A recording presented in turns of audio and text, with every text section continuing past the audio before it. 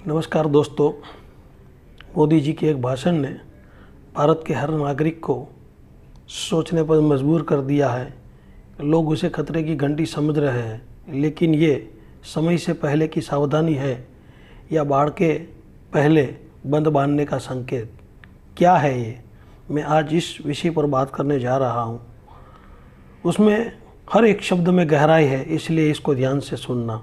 और आपके पास अगर समय नहीं है तो अभी इस वीडियो को बंद कर दीजिए, क्योंकि जब शांति मिले ना तब ये वीडियो ज़रूर सुनना और सोचना।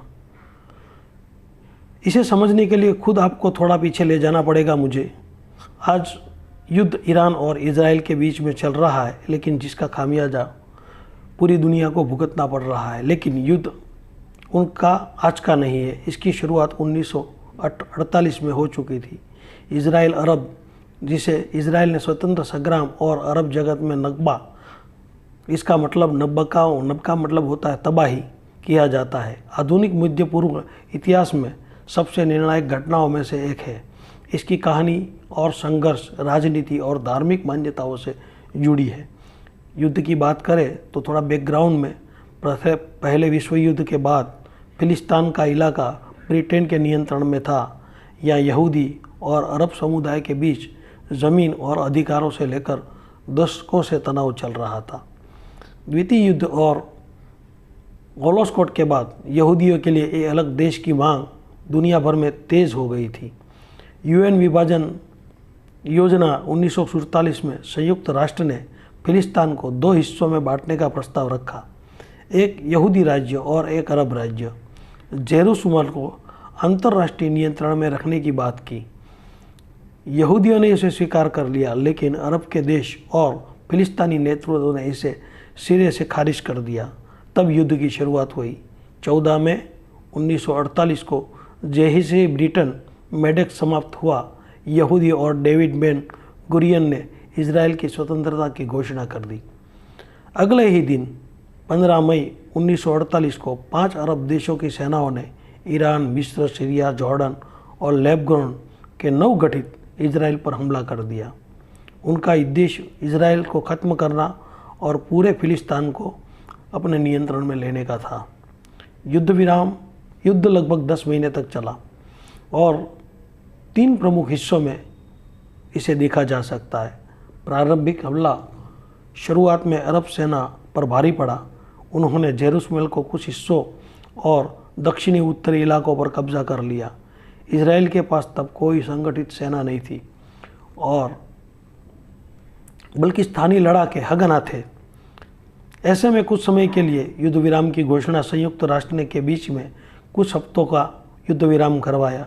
इस दौरान इजराइल ने गुप्त रूप से यूरोप, खास करके विशेषकर चेकोस्लोवाकिया से आधुनिक हथियार मंगवाए और अपनी सेना IDF, इजराइल डिफेंस कोर्स को संगठित किया। फिर इजराइल सेना ने पलटवार किया और युद्ध फिर होने पर पकड़ बदल गया। इजराइल सेना ने केवल अरब सेनाओं को पीछे धकेला, बल्कि UN द्वारा तय की गई सीमाओं से भी ज़्यादा ज़मीन पर कब्जा कर लिया। बाद में युद्ध का अंत और परिणाम 1949 में इजराइल ने अलग अलग देशों के साथ संयुक्त युद्ध विराम का समझौता किया और दोनों जानते थे कि युद्ध का परिणाम विनाशकारी होता है और वो सब दूरगामी तो थे ही। फिर भी कुछ क्षेत्रीय बदलाव आए। इजराइल UN योजना की तुलना में लगभग 20% से ज़्यादा अधिक क्षेत्रों पर कब्जा कर लिया था। जॉर्डन ने वेस्ट बैंक और पूर्वी जेरूसलम पर कब्जा कर लिया था, जबकि मिस्र ने गाजा पट्टी पर अपना नियंत्रण कर लिया था। पर दोनों ही लड़ाई में शरणागतियों को संकट आया और लगभग 60 लाख फिलिस्तीनियों को अरब को अपना घर छोड़कर भागना पड़ा या उन्हें निकाल दिया गया। अब अरब को नकबा कहते हैं। वही अरब देश से कुछ बड़ी संख्या में यहूदियों को भी विस्थापित होकर इजराइल जाना पड़ा। लेकिन प्रश्न वही रहा। इजराइल एक स्वतंत्र राष्ट्र के रूप में स्थापित हो गया, लेकिन अरब देशों ने उसे मान्यता देने से इनकार कर दिया। इससे आगे चलकर 1967-1973 में और भी युद्ध हुए और आज भी हो रहे हैं। इसका निष्कर्ष युद्ध केवल सीमाओं की लड़ाई का नहीं है, बल्कि दो राष्ट्रों की टक्कर थी। इसके मध्य पूर्व के भूगोलों को हमेशा के लिए बदल दिया और एक ऐसा विवाद पैदा किया जो आज भी जारी है। ये युद्ध सिर्फ ज़मीन के टुकड़े के लिए नहीं है, लेकिन दोनों की आस्थाओं से जुड़े। यहूदी के लिए जेविश कनेक्शन, ये भूमि इरेज इज़राइल है, जिसका जिक्र उसके धार्मिक ग्रंथों में तोरा में मिलता है। वे इसे वादा की गई मतलब के प्रोमिसेड गॉड मानते हैं। इसके मंदिर भी जेरूसलम में ही थे, इसीलिए 2000 साल तक यहूदी ने अपनी प्रार्थना भी जेरूसलम लौटने के लिए की थी, ऐसी बात करते हैं। दूसरी तरफ मुस्लिम अरब कनेक्शन, ये फिलिस्तीनी अरबों के लिए सैकड़ों वर्षों से उनका घर और धर्म स्थल है। अल अक्सा मस्जिद इस्लाम का तीसरा पवित्र स्थल माना जाता है मक्का मदीना के बाद, और मोहम्मद साहब यहीं से स्वर्ग मेराज पर गए थे, ऐसा मानते हैं। जेरूसलम एक ज़मीन का टुकड़ा दुनिया के लिए मुसीबत बना है, जहाँ सबकी आस्था जुड़ी है। यहूदी के लिए वेस्टर्न वॉल पवित्र दीवार किसे कहते हैं, मुस्लिमों के लिए अल अक्स मस्जिद जहाँ से मोहम्मद पैगंबर साहब स्वर्ग की ओर गए थे, और तीसरा ईसाइयों के लिए ईसा मसीहा का क्रूस और पुनरुत्थान की जगह मानते हैं। अब इनमें समझौता करवाना बहुत मुश्किल है।